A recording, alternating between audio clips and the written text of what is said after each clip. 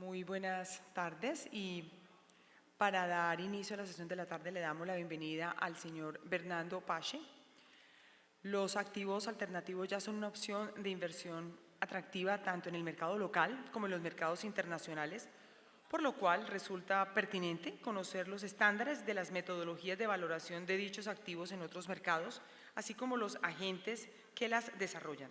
Para dar inicio a la segunda parte de nuestra jornada académica y con el apoyo de PIP Latinoamérica, invitamos a Bernardo Pache, Managing Partner de Capital Índigo de México, para analizar desde el punto de vista regulatorio las reglas que han definido las autoridades de otras jurisdicciones y lo que se debería contemplar en Colombia para alcanzar altos estándares en cuanto a la valoración de los activos que conforman los fondos de capital privado. El doctor Bernardo Pache es titulado en Ciencias Actuariales del Instituto Tecnológico Autónomo de México y tiene un doctorado en Economía Financiera de la Universidad de Carnegie Mellon. Su tesis fue publicada en el Journal of Monterrey Economics. Actualmente se desempeña como Managing Partner de Capital Índigo en México. Fue investigador del Fondo Monetario Internacional en Washington y cuenta con una amplia experiencia gestionando fondos de capital privado. Vamos a recibirlo con un fuerte aplauso. Bienvenido. Adelante.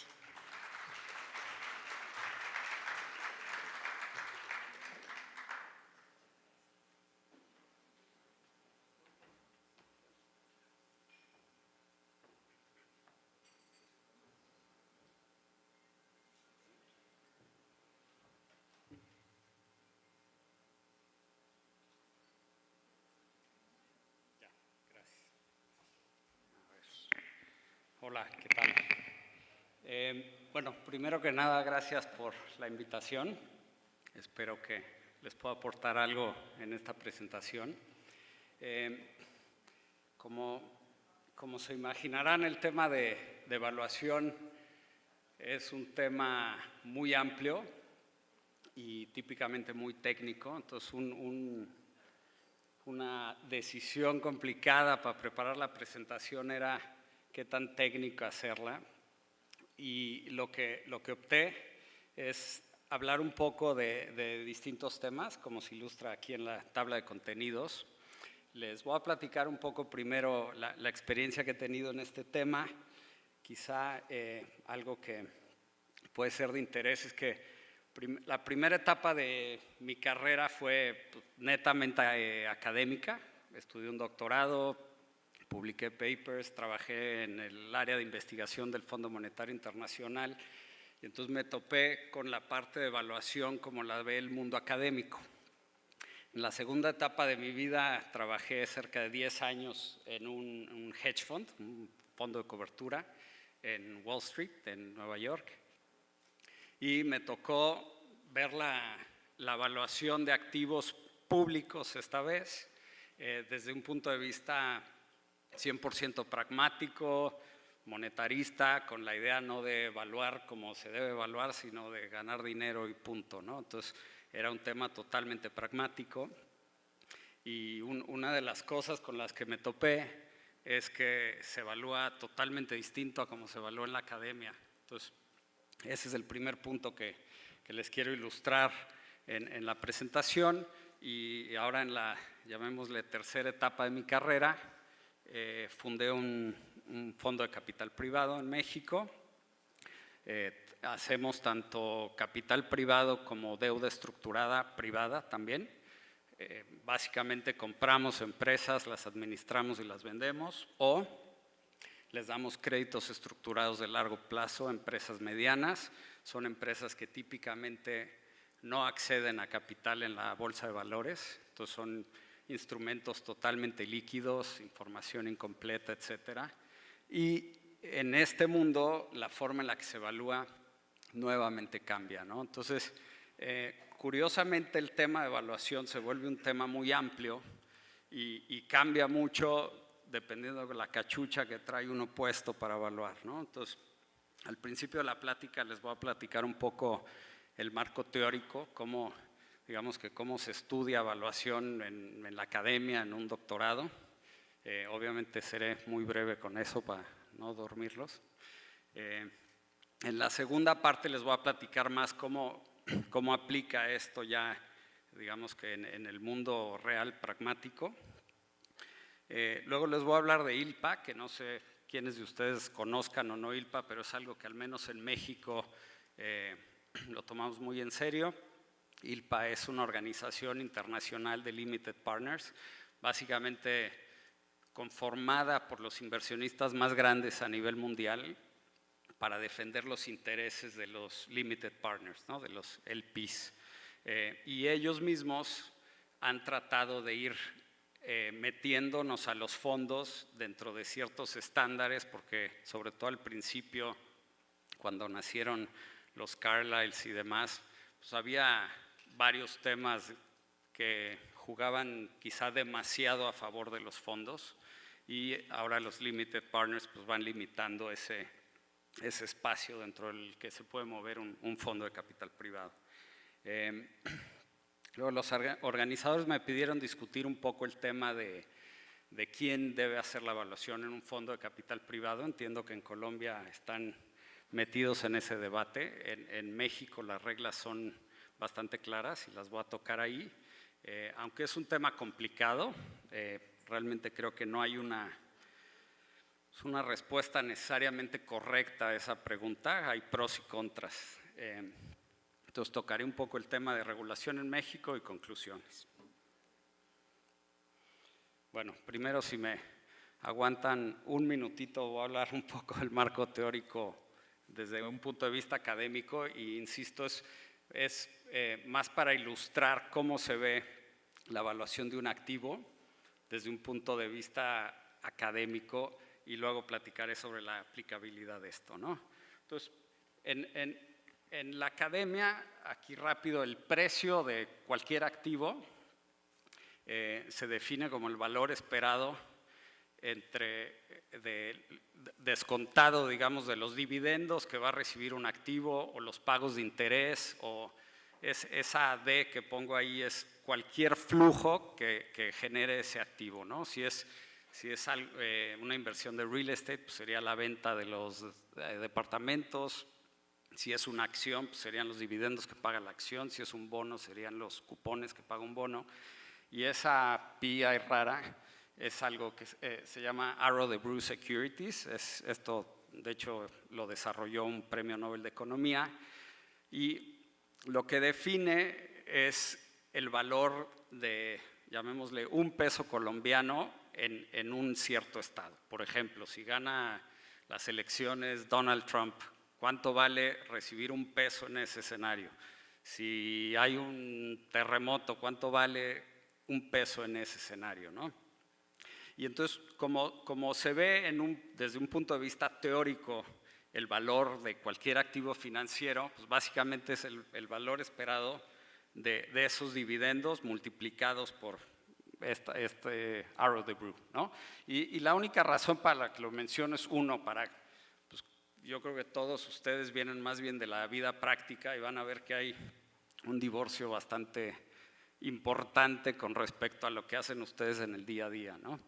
Este marco teórico sirve para definir 3 temas que son fundamentales en digamos, teoría de evaluación. El primero es arbitraje. La existencia de arbitraje en un mercado depende fundamentalmente de que exista ese pricing kernel o Arrow de Brew que les menciono, ¿no? Entonces, si existe una forma de evaluar cada escenario posible, entonces no puede haber arbitraje, y viceversa.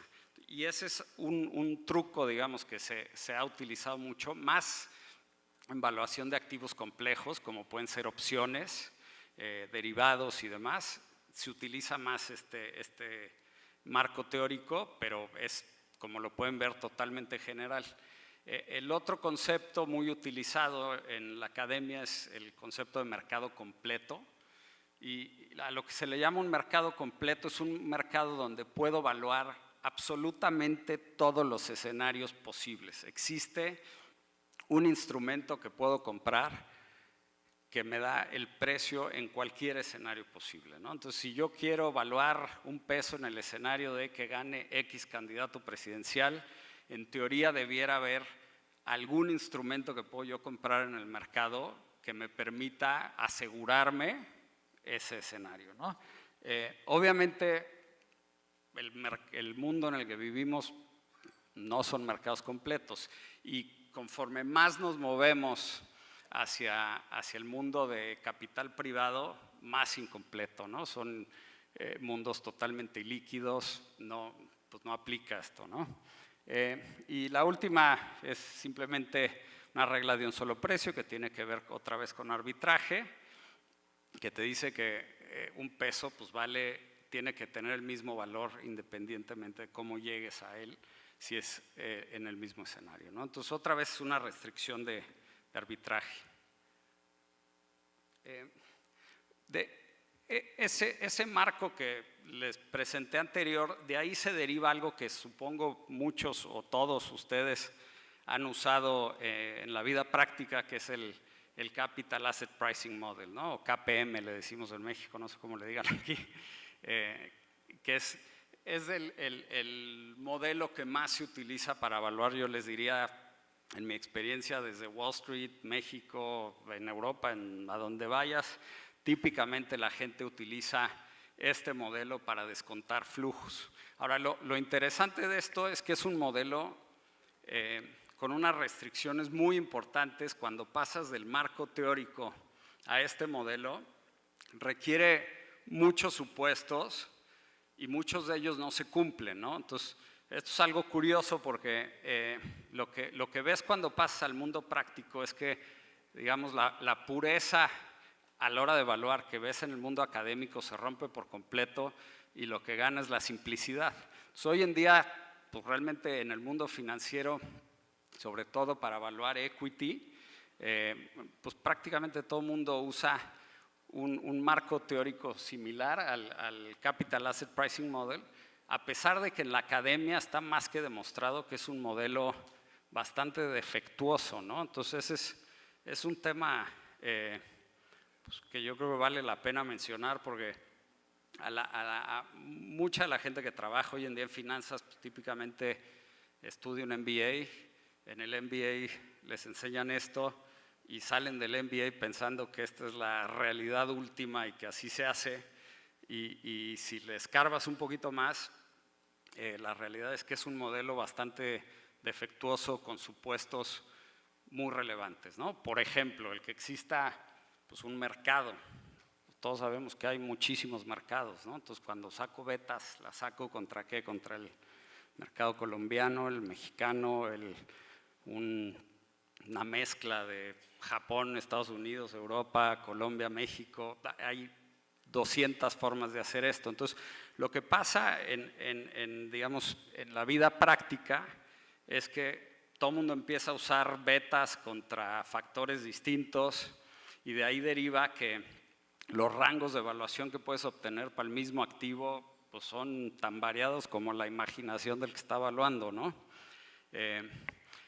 Otra forma de utilizar este marco teórico, el anterior que les mencionaba, de ahí se deriva la evaluación neutral al riesgo.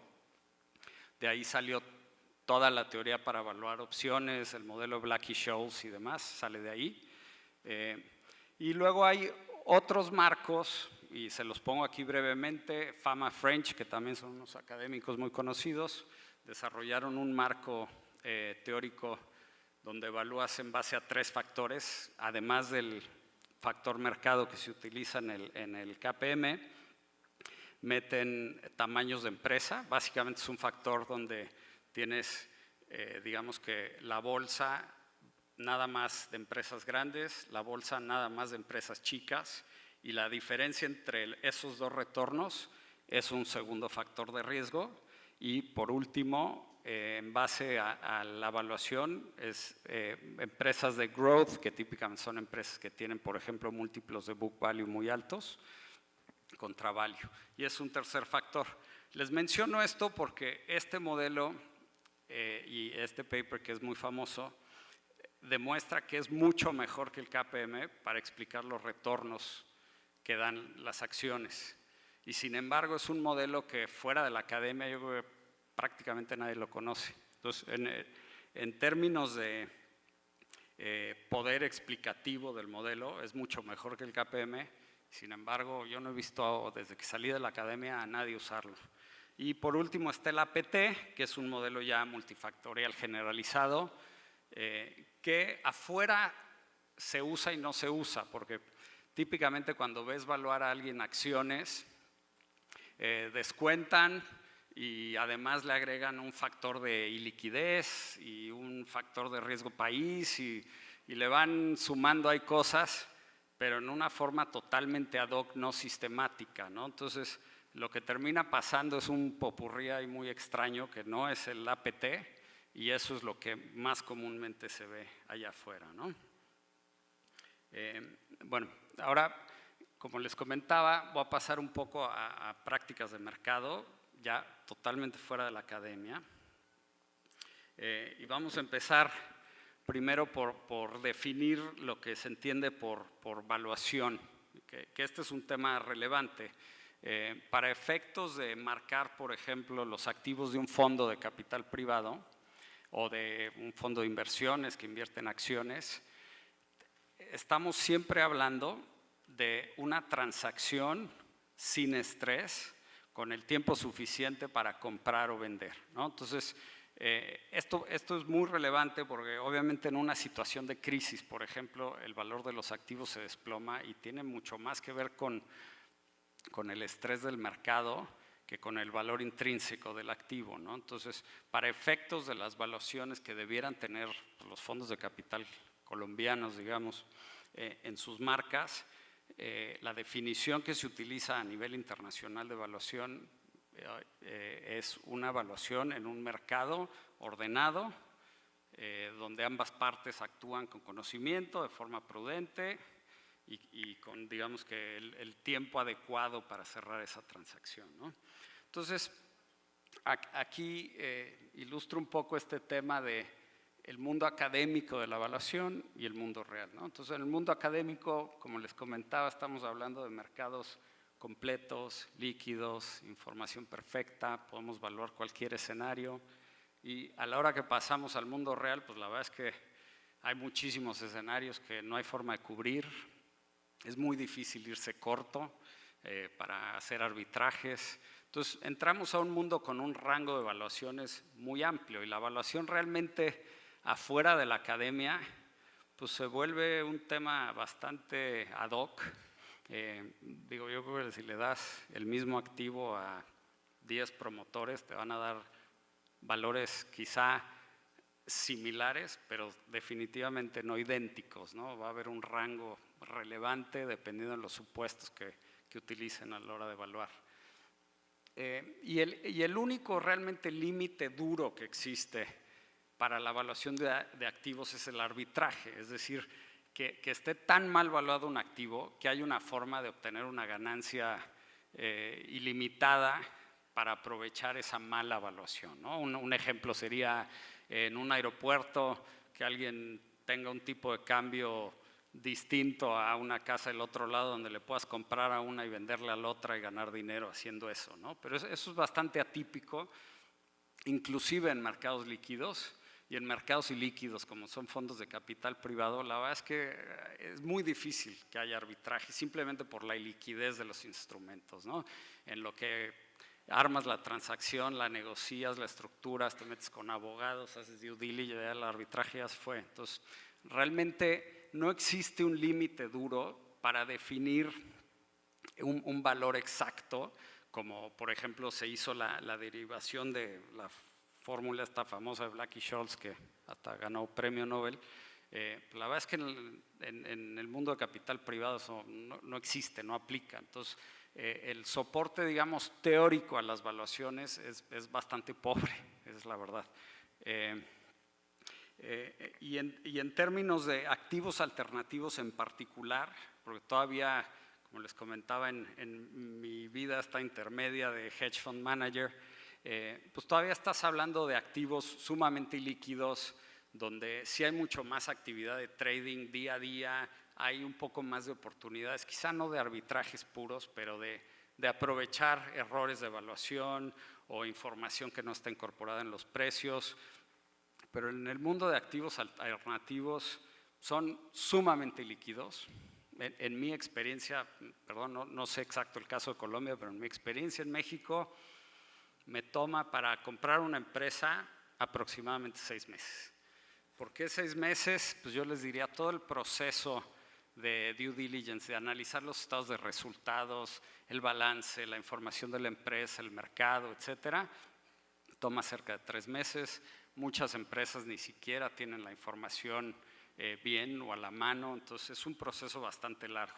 Y luego te echas otros 3 meses en una labor más de psicólogo que de inversionista, en convencer al dueño que te ceda control de su empresa, que en escribir todas las reglas bajo las cuales te vas a poner de acuerdo en ser socio de X o Y persona que ha sido típicamente fundadora de la empresa. Entonces tienen un valor, además del, digamos, intrínseco económico del activo, pues hay un valor emocional muy importante en todas estas empresas, porque todo el mundo ve a la empresa que fundó como su bebé, ¿no? Entonces terminas tardándote 6 meses en cerrar una transacción. Entonces, obviamente son instrumentos sumamente ilíquidos y cualquier teoría de arbitraje para evaluar pues es ridícula, ¿no? No aplica.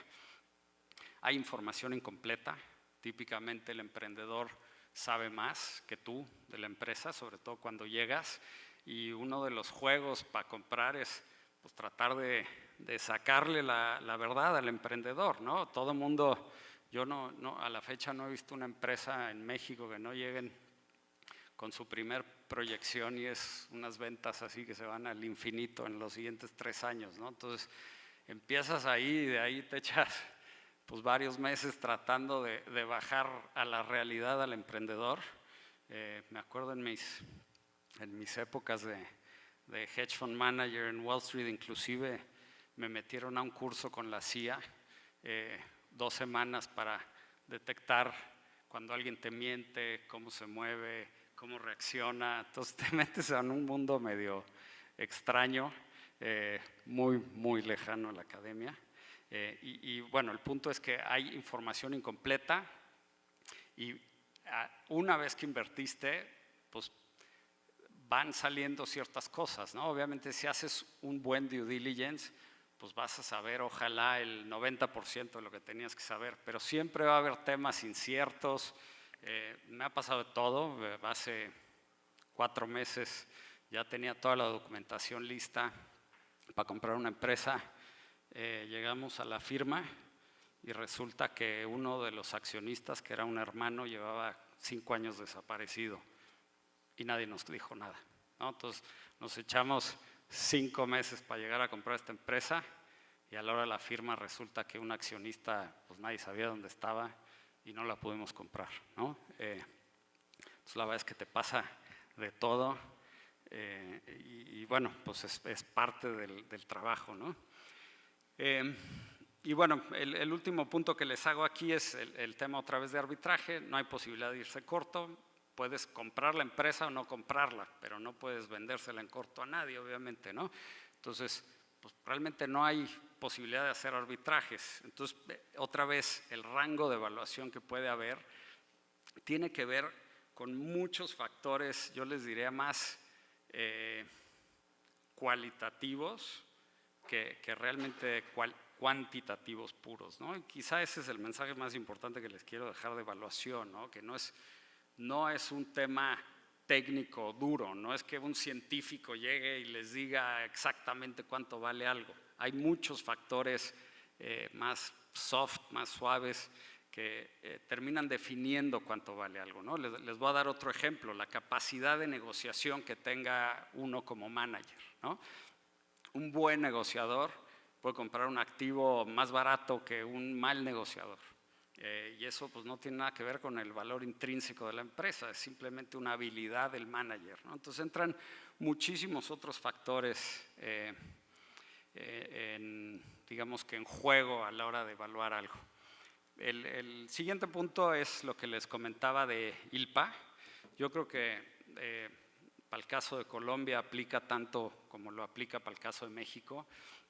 Les cuento otra vez un poco la historia de ILPA. Cuando salieron los fondos de capital privado, había pues no sé si abusos es una palabra muy fuerte, pero sí había mucho espacio para la acción del manager, ¿no? Por ejemplo, un fund manager podía invertir en empresas y a la vez fungir como asesor de esas empresas, y entonces, además de cobrar el management fee, que es lo que típicamente como administradores de fondo cobramos, les podían cobrar advisory fees, transaction fees, bla, bla, bla, bla, ¿no? Entonces terminaba el manejador de fondos cobrando mucho más dinero del que en principio estaba ahí contractualmente, que creían los limited partners, los inversionistas, que iban a pagarle al manager por su gestión. Otro tema que también vino ILPA a cambiar es las cascadas en la forma que se pagaba la comisión al éxito, o carry, como se llama en inglés. Anteriormente había la posibilidad de, por ejemplo, si tenías un portafolio de 10 empresas y la primera empresa perdías todo, el 100% de la empresa, pues no cobrabas fee por esa empresa. Y la segunda empresa era un mega home run y cobrabas como manager una fortuna, ¿no? Y en este ejemplo que les pongo vamos a asumir que la pérdida de uno era igual a la ganancia de otro, de tal forma que el limited partner realmente no había ganado un solo centavo y uno como manager se había metido una fortuna porque en la que perdió, pues ni modo, perdí, y en la que gané, pues qué bueno que gané, págame, ¿no? Entonces terminaba el manager cobrando un carry altísimo, y realmente el inversionista no había ganado un solo centavo, ¿no? Entonces, digo, les puedo dar 200 ejemplos de esto, pero el punto es, había varias condiciones que favorecían quizá excesivamente, pues, a nosotros los managers, y ILPA es una organización que se armó básicamente de los limited partners más grandes de Estados Unidos, los endowment funds, para limitar esa gestión de los managers. Y ILPA, dentro de su función, también define cómo se debe evaluar los activos. Es bastante, les diría, amplio el margen que da, pero establece ciertos límites no solo para temas de corporate governance, como los que les acabo de mencionar, sino también cuáles son los marcos teóricos bajo los cuales se debe evaluar un fondo. Y yo creo que Bayan México y nosotros, Capital Índigo en particular, lo hemos adoptado al pie de la letra porque creo que es como un sello de calidad. Y me parece que es algo que también aquí en Colombia pudieran traerse y utilizar como un estándar internacional a la hora de evaluar, ¿no? Que es parte de lo que me pidieron que platicara. Entonces, dentro de ILPA hay un documento que está en la web, lo pueden bajar y ahí viene explicado cuáles son los estándares de evaluación. Habla de distintas metodologías, ¿no? El enfoque de ingresos, que es el Discounted Cash Flow o DCF, que es, digamos, bastante común, y yo les diría que en México es la metodología más común para evaluar una empresa privada. Está el enfoque de múltiplos, está el enfoque de transacciones recientes, etcétera, ¿no? Entonces establece, digamos, las metodologías, discute pros y contras, y básicamente lo que dice ILPA es que el más relevante, salvo que haya una transacción reciente que haya marcado a la empresa, por ejemplo, si tenemos una empresa en el portafolio y vendimos el 20% de esa empresa hace un mes, pues difícilmente voy a poder argumentar que el valor de esa empresa que tengo en el portafolio es 7 veces a lo que la vendí hace un mes, ¿no? Entonces, transacciones recientes yo les diría que es la que trae mano, si es que existen, pero obviamente pasa muy poco. Y la siguiente sería Discounted Cash Flow, que como supongo muchos de ustedes saben, pues es un marco teórico sumamente amplio que tiene muchísimo margen, ¿no? Otra vez les repito, si tienes a 10 personas evaluando el mismo activo, les das la información y lo separas, seguramente te va a salir un valor distinto, quizás similar, pero distinto. Entonces, voy a platicarles un poquito pros y contras de los distintos estándares que pide ILPA. Como les mencionaba, el más común es este. Las ventajas que tiene es que es, uno, un estándar de mercado, es sumamente flexible, tiene la gran ventaja que incorpora las métricas completas de la empresa en el tiempo, ¿no? Entonces, para poder hacer un DCF tienes que saber pues, cuánto va a vender la empresa, o no saber, más bien estimar cuánto va a vender la empresa el siguiente año, el que sigue, qué márgenes de utilidad va a tener, cuál es su gasto fijo, ventajas competitivas. O sea, para hacerlo bien hay que entender muy bien la empresa, ¿no? Y las desventajas, pues también es dentro de esa flexibilidad, pues que puedes tener una variación enorme. La otra que les mencionaba es que prácticamente todo el mundo usa el famoso WACC que le enseñan, al menos en México, a todo el mundo en la universidad y en el MBA, y todos salen jurando que es la forma última de evaluar. Y pues es un modelo muy limitado. De entrada habla de un solo factor de riesgo. Yo creo que todos aquí intuitivamente saben que los activos financieros tienen mucho más que un factor de riesgo, ¿no? No es el índice de la bolsa colombiana el único factor de riesgo que hay ahí, ¿no? Y sin embargo el WACC es lo que asume, ¿no? Mucha gente no se da cuenta de eso y pues ya como que nos enseñaron a usar la formulita y todo el mundo la mete y listo. Pero pues la verdad es que es un modelo con unas restricciones medio absurdas, ¿no? La tasa libre de riesgo que trae el modelo, el KPM famoso, pues ¿cuál uso? Uso la de un día, la de 10 años, la del bono de Colombia a 10 años en dólares o en pesos, meto el swap, no le meto al swap, si es ilíquido, pues le quito 20% ahí medio al dedo, ¿no? Entonces empiezas a entrar en un mundo donde realmente no hay un marco teórico sólido que te diga así se evalúa el activo, y lo que termina pasando es que a todo mundo le da otro valor, ¿no? Pero bueno, a pesar de todos sus problemas, es el marco que más se utiliza y es el marco que más empuja ILPA, y pues últimamente es un mercado donde pues interactuamos muchísimas gentes, hay mucho dinero de por medio y por lo tanto es importante tener, a pesar de todas sus fallas, pues algún framework, algún marco teórico para evaluar, y este es el que más empuja ILPA. En el mundo, digamos, de los hedge funds y el trading más ágil, veloz, mercados públicos y eso, curiosamente los múltiplos, también se usa el DCF, pero los múltiplos se utilizan muchísimo, ¿no? Para hacer transacciones de me voy largo esta acción, me voy corto esta, y tener, digamos, visiones de valor mucho más ágiles. Inclusive a la hora de hacer transacciones de compra y venta de empresas privadas, muchas veces los múltiplos son como las métricas que marcan, ¿no? Y es muy curioso porque dependiendo de la industria, típicamente se usan múltiplos distintos.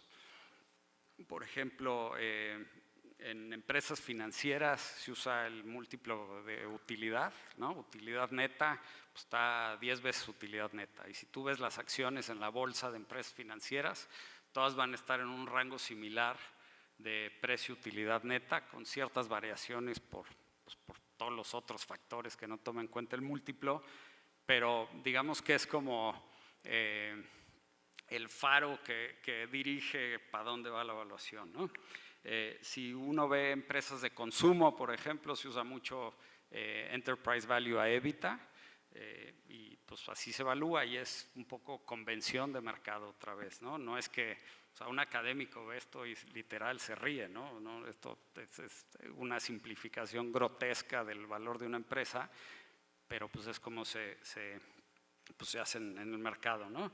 Empresas de e-commerce, por ejemplo, se usa mucho precio a ventas, típicamente muchas de estas ni siquiera tienen utilidad, entonces, pues no sé, si ustedes ven el precio de Amazon, ayer le eché un ojo para traer un contexto, pues anda en 250, 300 veces utilidad, ¿no? Entonces, pues es un múltiplo a simple vista pues, ridículo, ¿no? Tendría uno, si la utilidad de Amazon se quedara estable de aquí al infinito, tendría uno que sentarse en la acción 300 años para quedar tablas, ¿no? Entonces, obviamente trae implícito un crecimiento brutal, ¿no? Y aquí es donde entran las diferencias de opiniones, ¿no? El año pasado fue bastante sonado que todos los inversionistas, bueno, los fondos grandes de inversiones, muchos traían una visión muy negativa de Apple, ¿no? Que es la empresa más valiosa de todo el mundo. Muchos pensaban que ya era una empresa que pues, ya no tenía crecimiento, ya no era una historia interesante, Steve Jobs ya murió, ¿no? Y resultó ser una de las acciones que más utilidad generó, ¿no? ¿De dónde sale esa diferencia? Pues precisamente que la evaluación no es un tema científico, es un tema de opiniones, de ver qué está buscando el mercado, es una acción que genera mucha seguridad, también es una acción sexy, porque es la marca más valiosa a nivel mundial, entonces pues la abuelita que no tiene ni idea qué acción comprar, pues va y compra Apple porque le suena y su iPhone le gusta, ¿no? Entonces tienes una masa de demanda brutal para este tipo de activos. Entonces, lo que termina pasando, y en el mundo de hedge funds un poco es lo que hacíamos, es que sí termina habiendo desviaciones relevantes en mercados públicos respecto al valor intrínseco teórico de los activos, ¿no? En empresas de infraestructura, por ejemplo, pasa también mucho que flujos que se van a recibir en el largo plazo, como no aparecen en el ¿no? En el PI, el net income de la empresa, porque es un flujo pues, que no se va a recibir el año que entra, se va a recibir dentro de 5 años y muchos de los traders lo único que ven es el múltiplo de utilidad. Entonces, este tipo de activos pues, simplemente no aparecen, ¿no? Entonces, esas acciones luego están muy baratas porque no incorporan todos los flujos que se van a recibir en el futuro, ¿no? Esto también pasa mucho, por ejemplo, en empresas mineras, donde pues, si tú ves el múltiplo de utilidad, pues igual y está dentro de este, como les decía, el faro del múltiplo que jala toda la industria, pues de repente una empresa minera que está echando a andar un proyecto que en 3 años le va a generar un flujo bestial, no está evaluado, pues porque no aparece en el PI, ¿no? Suena un poco tonto, pero sí pasa, ¿no? Literal, pues viví 10 años de eso. Entonces, así es como se utiliza. Lo que menciona ILPA para activos alternativos es que esto puede servir como un check, pero no debe ser la forma en la que se evalúan los activos, ¿no? Entonces, lo que recomienda ILPA es más bien usar el discounted cash flow y que los múltiplos te den algún marco de referencia, ¿no? Porque si el DCF te da 500 veces utilidad, pues quizá algo hiciste mal. Y las otras, ya las mencioné rápidamente, el tema de evaluación por transacciones recientes es la más fidedigna, porque últimamente pues es lo que te pagaron, entonces pues es lo que vale el activo, ¿no? Es como cuando vas a vender tu casa, pues ¿cuánto vale? Pues lo que te paguen por ella, ¿no? Tú puedes tener la teoría que quieras, pero pues vale lo que te pagaron. El tema es que esto pasa muy poco, ¿no? Entonces no es algo que se pueda usar como un marco teórico para evaluar. Y el reemplazo de activos realmente no se utiliza mucho, o casi nada, la verdad es que yo jamás lo utilizo. Pero es otro de los métodos que mencioné ILPA, que es básicamente, si yo armara esto de cero, pues cuánto me costaría los activos, el CAPEX y demás para armar la empresa como está hoy, y te da un marco de referencia, ¿no? Bueno, dicho esto y ya teniendo el marco teórico y digamos la práctica discutida, entro a una pregunta que me hicieron, que me comentaban que es bastante relevante ahora aquí en las discusiones en Colombia, que es ¿quién debe de evaluar las empresas de un fondo? Si debe ser el administrador, el manager, o un evaluador independiente. Y voy a regresar un poquito de forma superficial, si quieren, al marco teórico inicial, ¿no? Si tú tienes el precio de un activo, es el valor esperado de 2 cosas, ¿no? Los dividendos que va a generar el activo y el pricing kernel, que es alguna forma de evaluarlo, ¿no? Lo pueden ver como el WACC que se va a usar para evaluarlo, lo pueden ver como el múltiplo de EBITDA que se va a usar para evaluarlo, ¿no? Simplemente es cuál es la forma en la que voy a descontar esos flujos que me va a entregar el activo. Y aquí viene justamente el tema que les decía, que yo creo que no hay una respuesta correcta en sí, ¿no? ¿Y por qué? Porque la de los flujos del activo, quien realmente los conoce, pues es el manager y el empresario. Y otra vez es un mundo de información incompleta. Entonces, es muy difícil que un evaluador independiente llegue y tenga el contexto que tiene uno como manager, que se sienta con el equipo administrativo todos los días, que está financiando los proyectos, que está discutiendo los temas estratégicos, que entiende la dinámica competitiva de la industria. Difícilmente va a llegar un evaluador independiente con esa profundidad de contexto. Y por otro lado tienes, digamos, el pricing kernel, que ese sí, pues les diría, digo, todos más o menos lo enjuagamos de una u otra forma, pero pues ahí sí el evaluador independiente, pues definitivamente conoce los modelos teóricos que se utiliza para evaluar y puede aportar mucho ahí, ¿no? Entonces, por un lado tienes al evaluador independiente que sí pues, debe tener, ¿no?, todo el conocimiento teórico de cómo se evalúa un activo, pero pues no tiene la profundidad de contexto que tiene el manager. Y por otro lado tienes a un manager que tiene un clarísimo conflicto de interés, ¿no? El manager se ve bien si el retorno, que sea teórico, de su portafolio, pues es muy bueno, ¿no? Entonces, definitivamente tenemos pues un cierto incentivo pues a evaluar las empresas alto, o lo pudiéramos tener, ¿no? Algo que se usa mucho en la industria, en México al menos, es que el primer año se evalúa a costo y solo empezamos a cambiar el valor de las inversiones a partir de un año.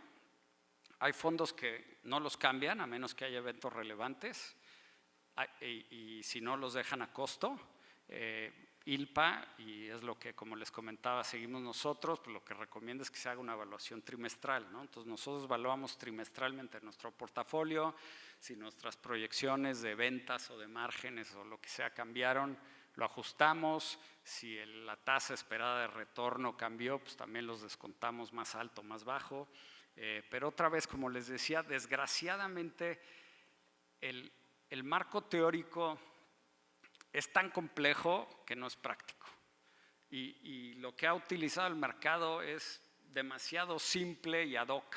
Entonces hay un margen muy grande, ¿no? Entonces lo que yo considero que es digamos que una solución, y lo pongo en signos de interrogación porque insisto, no es lo perfecto por este tema que no podemos romper el manager tiene el contexto, pero tiene un conflicto de interés, y el evaluador independiente pues no tiene el conflicto de interés, pero tampoco tiene necesariamente la profundidad de contexto, es que trabajen juntos, ¿no? Entonces, lo que efectivamente pasa en la práctica en México es, tú evalúas la empresa y entras en una discusión continua con el evaluador independiente para llegar a un valor razonable.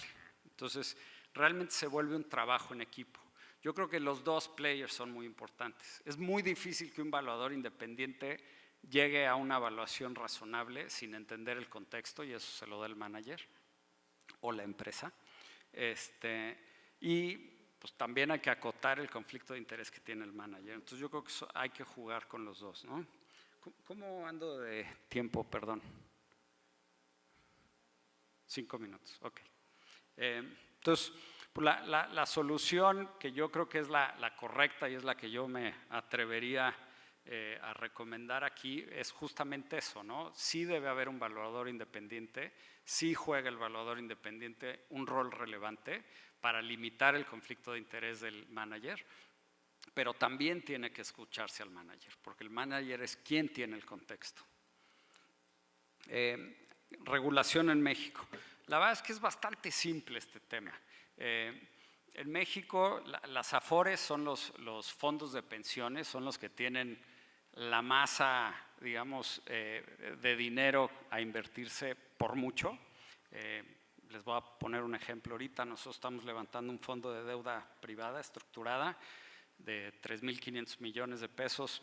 3.000 millones de pesos vienen de las AFORES, 500,000 vienen de inversionistas privados, ¿no? Entonces, en México las AFORES son esencialmente quienes manejan los ahorros, pues, de toda la población. Entonces, como se imaginarán, tienen una cantidad bestial de dinero que además esa masa crece cerca de 15-20% año con año. Entonces, hoy en día en México, de hecho, las AFORES, el problema que tienen es que, aunque quieren invertir más en activos alternativos, crece tanto su masa monetaria que el porcentaje que tienen invertido efectivamente en activos alternativos es nada, es muy, muy poco, porque son transacciones más complejas, tienen equipos chiquitos, que eso yo creo que es un error que tienen que corregir, y entonces no les da tiempo de invertir. No, les voy a dar nada más cifras y por qué la importancia de los activos alternativos. Y estas son cifras que publicó Fondo de Fondos. Fondo de Fondos es el inversionista en activos alternativos más grande de México. Está invertido como en 60 fondos o más. Entonces, la verdad es que el retorno que da Fondo de Fondos, pues, es un índice razonable de capital privado en México. Por otro lado, pues, si tú ves los retornos de la bolsa mexicana en el muy largo plazo, llamémosle desde 1900 y cacho a la fecha, pues, inclusive el S&P y las bolsas en Estados Unidos, pues, en el muy largo plazo te pagan 7-8%, más o menos. Si tú ves capital privado, da más del doble.